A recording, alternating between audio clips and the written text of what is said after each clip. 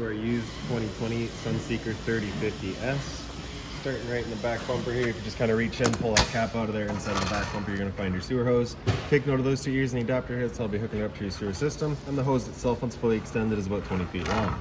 Just keeping it stored in the back bumper here to help keep any sort of stench out of the unit, keep things that bit fresher, and that cap just presses into place. Up around the corner from there, you're going to find your power inlet. So as you open that up, you're going to find a little notch in the bottom corner. It's going to line up with that notch there. Press those in together, give it a little eighth turn to lock it down, then you get the threaded collar in the back to really lock it into place.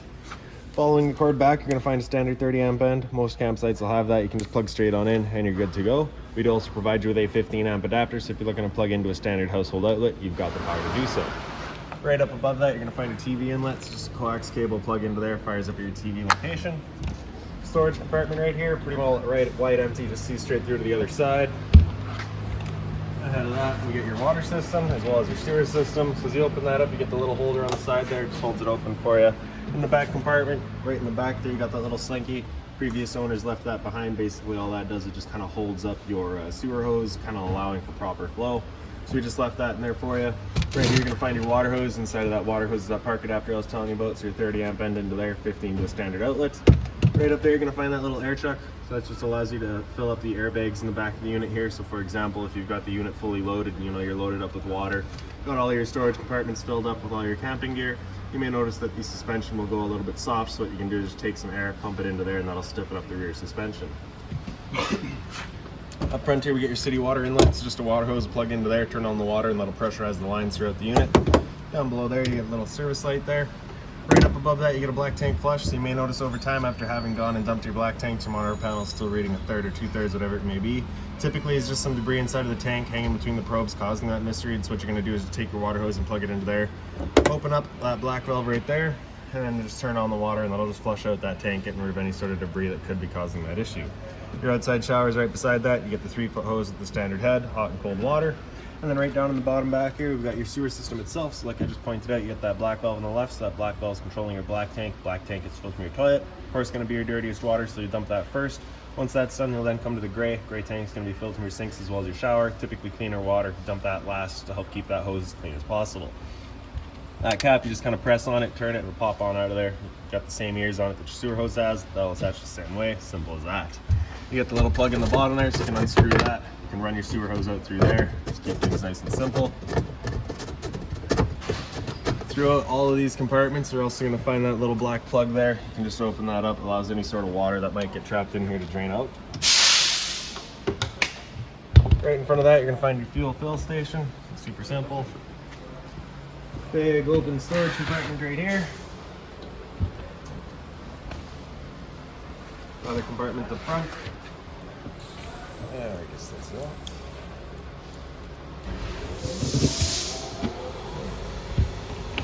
And then in front here is your generator. So as you open that up, you get the 2 little latches on it.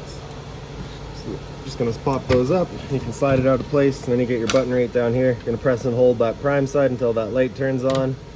Then you can release, press and hold start.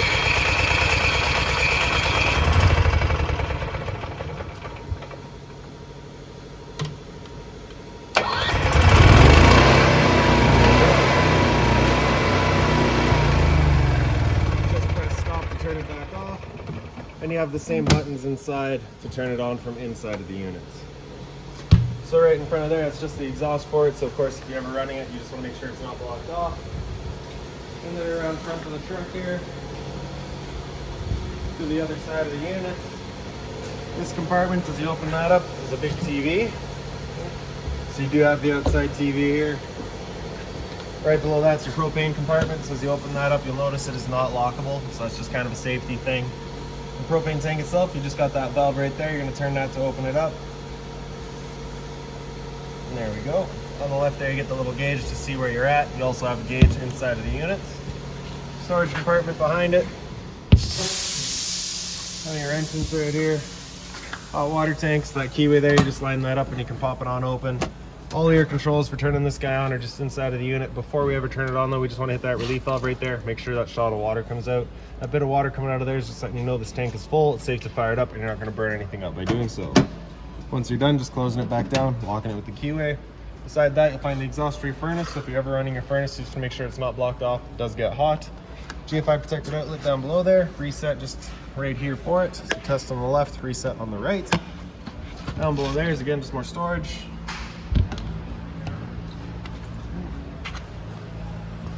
This compartment here is just open storage, except for in the back you've also got that compartment. So as you open that up, find a couple of water filters right here. So previous owner left those behind. They are still wrapped and new, so I just put them in here for you as well. This guy here will allow you to turn that cartridge out so that you can install that filter. Of course, you want to do so with the pressure removed from the water system. This line right here is going to be your winterizing line. So you just take that valve, point it up, and that'll then have your water pump drawing through this line. So you just take that line and stick it into a jug of antifreeze to winterize the unit. And then this valve right there, if you open that up, that is your fresh water tank drain. So that will just start draining out the bottom of the unit.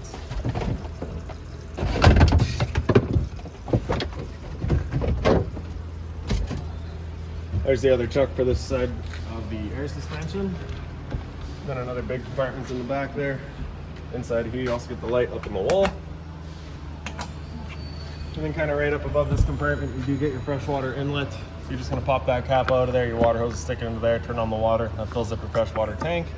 And then in the back of the unit you'll find a ladder there so you can get up top and check all your seals. Then you also got the rear view camera that is hooked right into your stereo inside. Also the hitch at the bottom there, so if you're bringing the boat out with you, you got the power to do so. So we'll make our way inside of the unit. Your doors just on a friction hinge and a strut, so as it opens up it just kind of stays at 90 degrees. This step right here, if we undo that latch and open it up, that's access to your batteries. You can see previous owner did have a little diagram there of how to hook them up. So again, just left that in there for you. Right on the side here is a bunch of relays and fuses, so if you ever have issues you can pop it out of there. You just want to make sure that, you know, being safe about it and you got all your power disconnected properly. And then as we come inside, right on the right there, we get your fire extinguisher. So that's standard, pull the pin, point and shoot.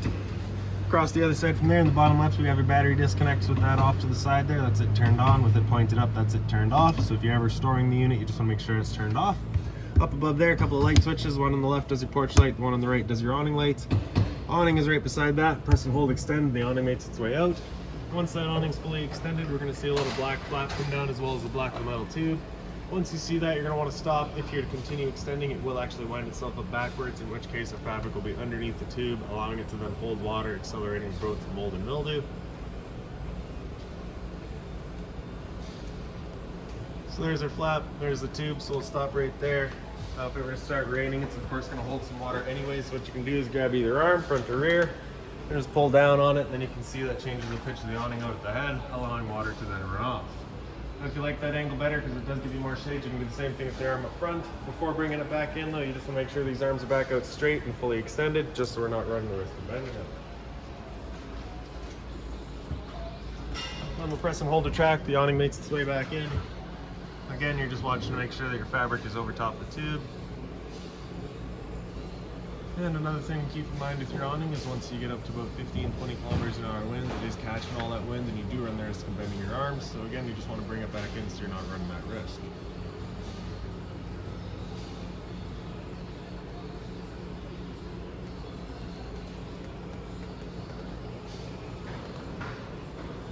Throughout the unit, you're going to find this little light here that is just on a motion sensor, so as soon as it detects motion, it just turns on automatically. You've got another one in the bathroom. Down below that is your leveling system. So for your leveling system to work, we have to have our ignition turned on. You don't need the vehicle running, just the ignition turned to the on point and the parking brake set.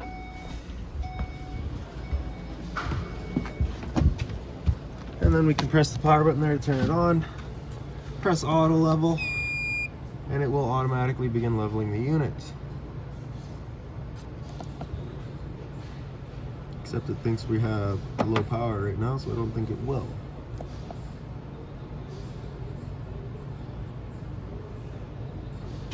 There we go. So when it's operating, you just want to make sure that you're either out of the unit or just staying very still, just because if your movement can actually throw off the calibration in the computer. So when it's moving, you just want to stay still. Once it's done, it'll give us a little success message.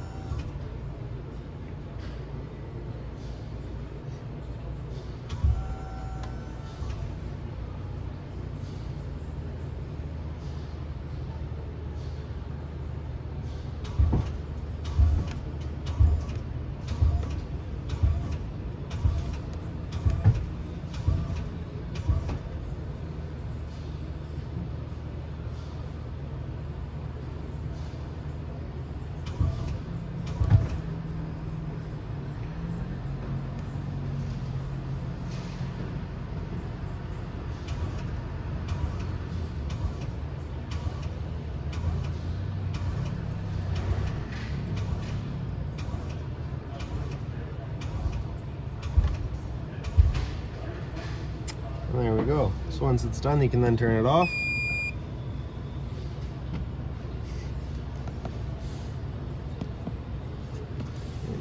Then up top here we have a solar charge controller. So basically just lets you know where you're currently at. So currently we've got fully charged batteries because we're plugged in, we're currently charging.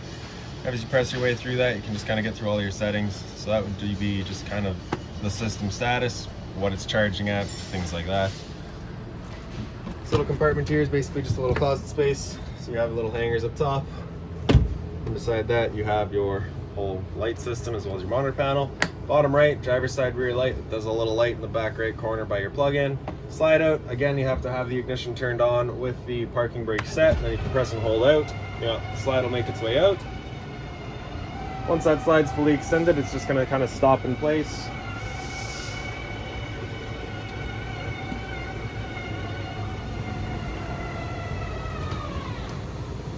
There we go.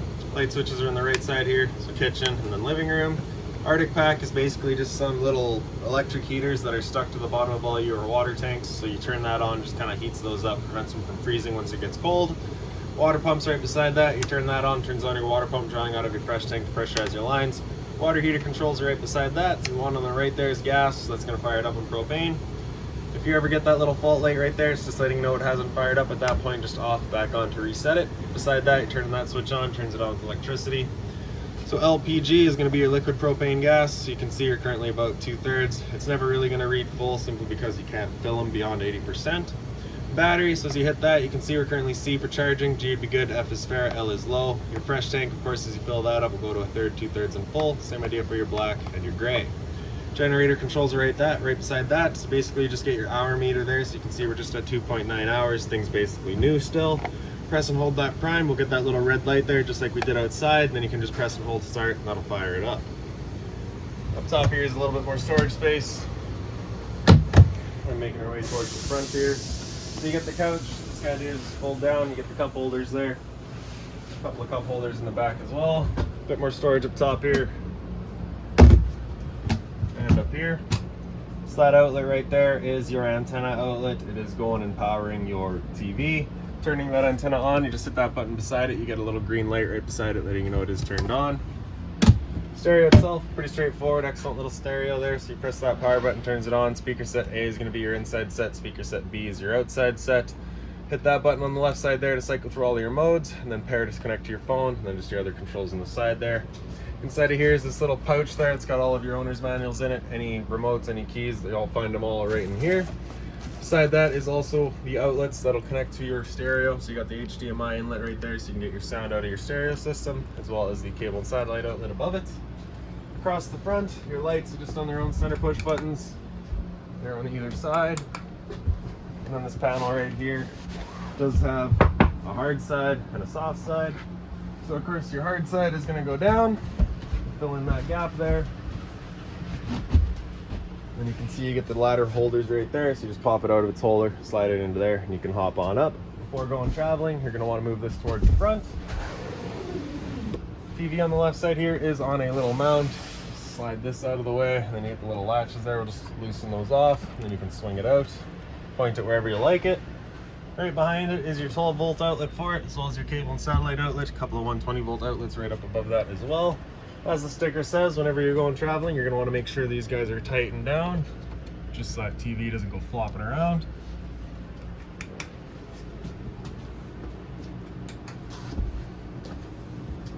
Above the dinettes, you do have all the little storage bins.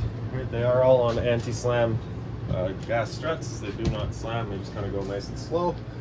Table right here, so you do have your dinette, of course, as it's set up. There is the storage on either side. And then the table has a little kind of latch underneath. You're going to slide that down, and then you basically just take the whole table, push it down. It'll slide down into place. You get the two cushions out of the way so that it can come down completely. Take your back cushions, fill in the dinette, and create a bed. Once you're done, you're just picking it back up. Make sure this guy locks back into place, and there you have it. This little pad right there is a little charging pad, so you can just take your phone, lay it down, charges your phone. Okay. Then you get your dual basin sink, so you do have the covers that are made of the same material as your countertop. Hot and cold water, of course, with the mobile head. You also have the shower head feature there. Right up above there, you get a couple of light switches. The one on the left does your stove, the one on the right does the kind of counter space. This bin right there, if you open that up, gives you access to that little garbage bin. Also above your dinette, there's a little light switch there as well. Same sort of storage up top, just the open space. Below the sink, you get a bit more storage there as well. Just being mindful of your drains and your water lines. All the drawer space here.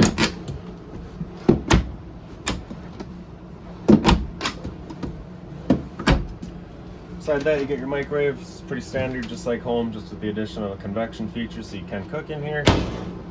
Above that, you get your stove. So the bifold cover just flips on back. Then you get the knob here. You're gonna press it in, hold it to high, hit it with the spark, and you see she fires right up. I'll also just mention that the first time you go to use your propane system, especially if you've been away from the unit for a while, it will take a minute to fire up just because it'll have to clear the air to the propane lines. It's perfectly normal. Switch on the side there just turns on the knob lights. And then into your bathroom, light switch is right up on the wall there. You get the medicine cabinets. There is actually kind of an angled cut handle at the bottom. Sink cover, hot and cold water again, of course. You have a bit of storage down below.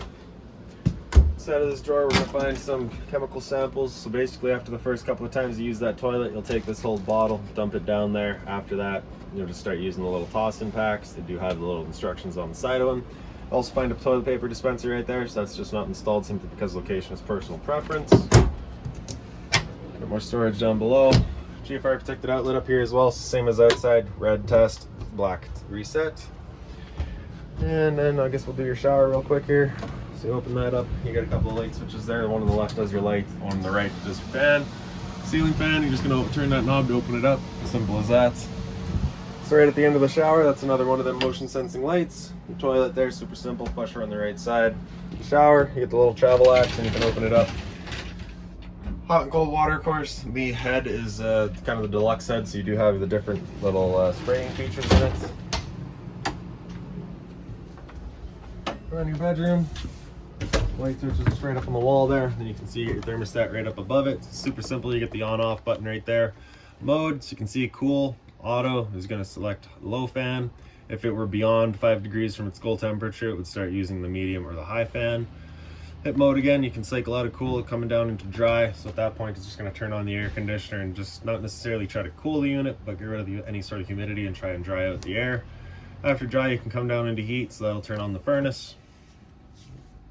You do have the furnace button there, you press it, doesn't really do anything, it's not actually connected. Come down mode into heat, it'll turn on the furnace automatically. Selecting your temperature at any point just with the arrows there. Now with this being a used unit, you shouldn't really have to deal with the new furnace smell, but if you do get a bit of a smell the first couple of times you use the unit, it is likely just that. Mode, after heat, comes down into fan, just turns on the air conditioning fan and just moves some air around, no cooling involved in that. Selecting your fan speed, you just press fan there and you can cycle through all of that. On-off button there turns it off. Closet space, as you open that up, you do get the little light in the side, in the top corner there.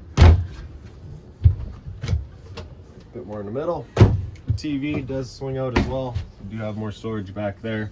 If you ever have issues with this TV, first thing you should check is that fuse right there. Once you're done, it does close back down into place. You have to be a bit firm with it. There's a closet space on the side with the same sort of light. And then if we pick up the foot of your bed, you do get access to a little storage compartment down there.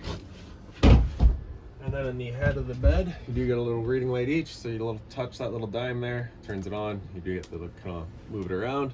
USB outlets right on the front there as well. And really, I believe that's about it. No? All right. Apparently that's not it. Forgot your fridge completely. I'm sorry. So you have your, what do they call this? An active Susie. Swings out and get your whole kind of storage space there in your pantry. Magnetically latches shut. Beside that's 12-volt fridge, so all your controls across the top there. Freezer up top. As long as you're plugged in and the battery's charging, this fridge is going for you. Now in the bottom of your converter, press it on the right side and she pops on open. All of your breakers on the top there. Whenever a breaker breaks, it sits in the middle, so just turn it off and then back on to reset it. And in the bottom left side there, you get all of your fuses. Also, this panel right here, 4 screws, 1 in each corner. Pop that out of there, you get access to your hot water tanks. If you're looking to winterize the unit yourself, it's right back there. And now that is it for this unit. If you got any other questions on it, please feel free to give us a call, 204-237-7272.